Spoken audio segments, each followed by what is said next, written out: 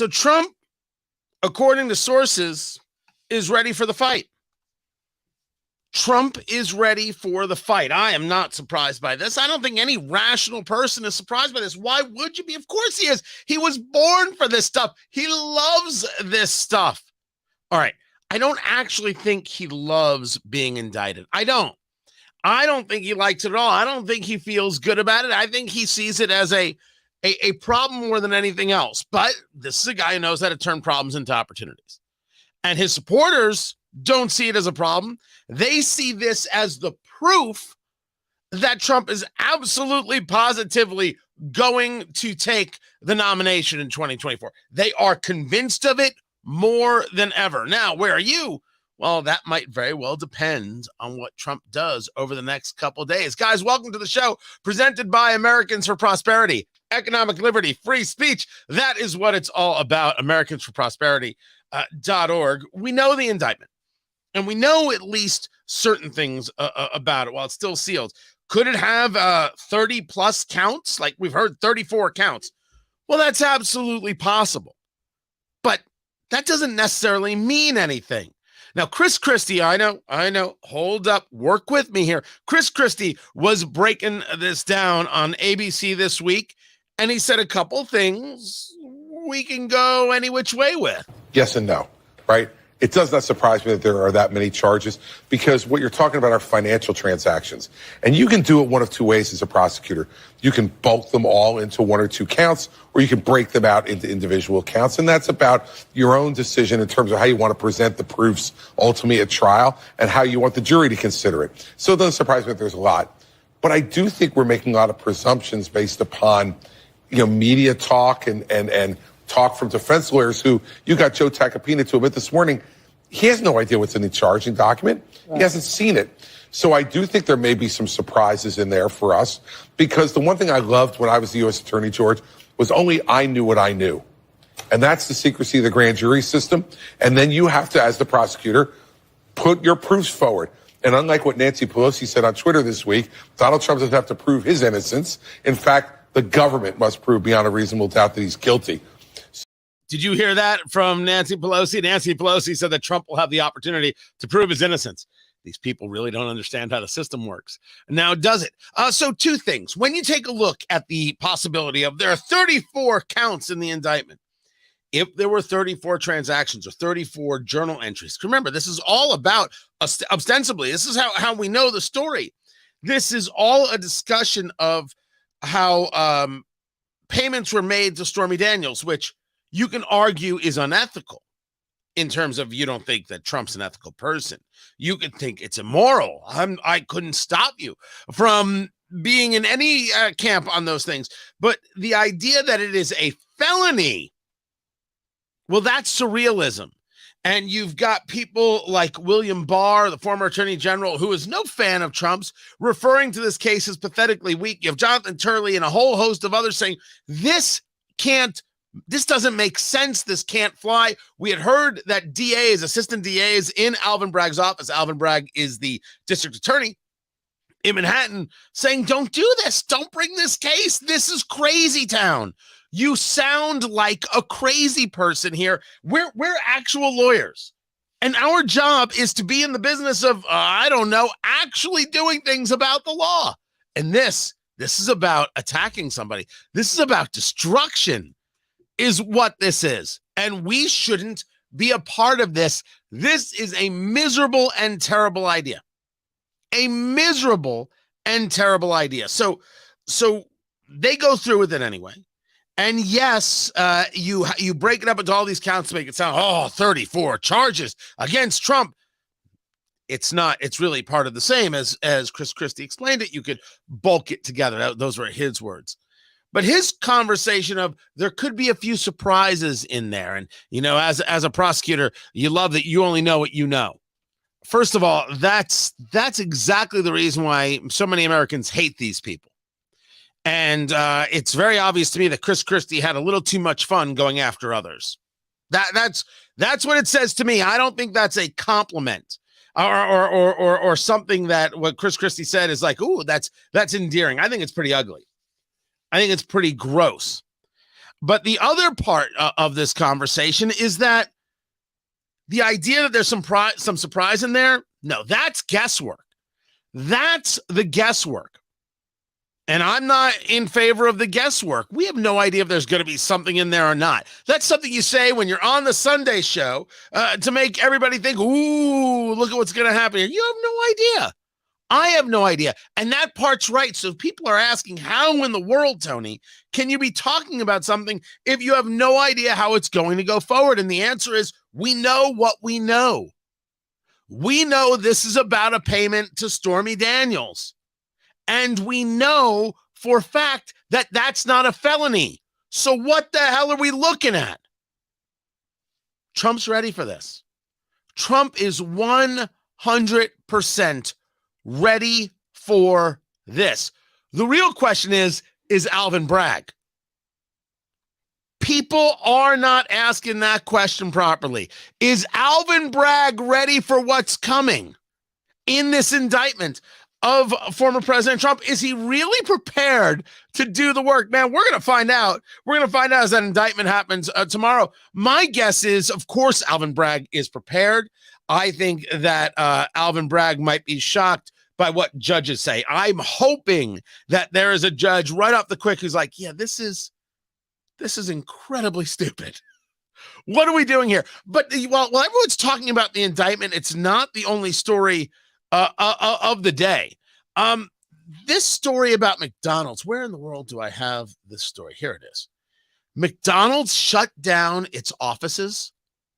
The Wall Street Journal reported this yesterday. They shut down their offices because they're getting ready for corporate layoffs.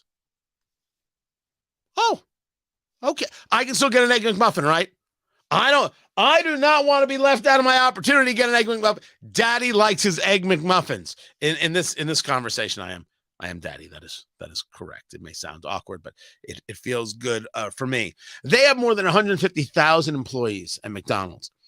So there's no idea or no knowing right now of how many people might get laid off. If any, stock price is at a high as well. But just the thought of this, just the commentary of this, why am I still being told that this economy is great? Amazon laying off people, Microsoft laying off people. Who is the other? Google has laid off people. They now call themselves Alphabet on the top level. Can we be clear that this economy is not great? It's not. This economy is a problem, and it continues to be a problem, and that problem keeps growing and building. Why don't we admit so?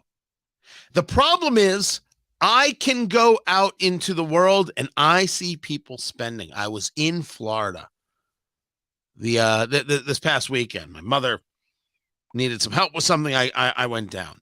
I went out to dinner with my father. Now, it's a Friday night. It's happy hour. I get it. That's the time you're going to see people. The place had a line. The place is slammed. Everybody's spending.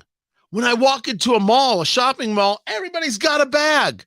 I'm told that things are problematic. I see the numbers show me that things are problematic. But dear Lord, what actually is problematic? When do we start seeing that all these things that we're talking about economically play out? It is this really weird tale of two cities kinds of things. Maybe it hasn't trickled its way up to all the places that I'm at. But that McDonald's story is a big one. That McDonald's story is a doozy and worthy of our attention and conversation. But man, nothing is going to take more power, more visual and more mental attention than this Trump indictment. Now, a lot of people talking about that the arraignment and oh my gosh, they can't wait to watch it. I don't know what there's going to be to watch. They're not going to live stream the thing. The one thing we know, Trump will not be in handcuffs. That already got arranged. Now, there was original reporting that Trump wanted it. That Trump wanted the perp walk and everything else. I don't know. Maybe he's thought better of it. Maybe people just thought, look, even we think that the idea of the former president in handcuffs isn't so much the best idea. But I'm going to go back to a question that I asked. Is Bragg ready for this fight? Alvin Bragg, the district attorney. I don't know. We're so old that we have seen so many times these prosecutors, these DAs, whatever it is you want to call them, just horrifically screw it all up. And allow me to give you 2 words, Marcia Clark. You screwed up OJ? By the way, OJ did it. I don't know. Is that even a thing? Are you not allowed to say it? I think you're still allowed to say that. OJ did it. Allegedly. See that's how you keep the lawyers at bay. Of course he did. But Marcia Clark screwed that up. Of course she did. Marcia Clark is at fault there. Of course she is. My gosh.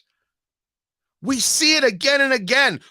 Don't plead guilty. Baby, go. Not guilty. Make them prove it. Which goes back to that whole Nancy Pelosi line that Trump will have the opportunity to prove his innocence. He doesn't have to prove his innocence. You have to prove he's guilty of a felony.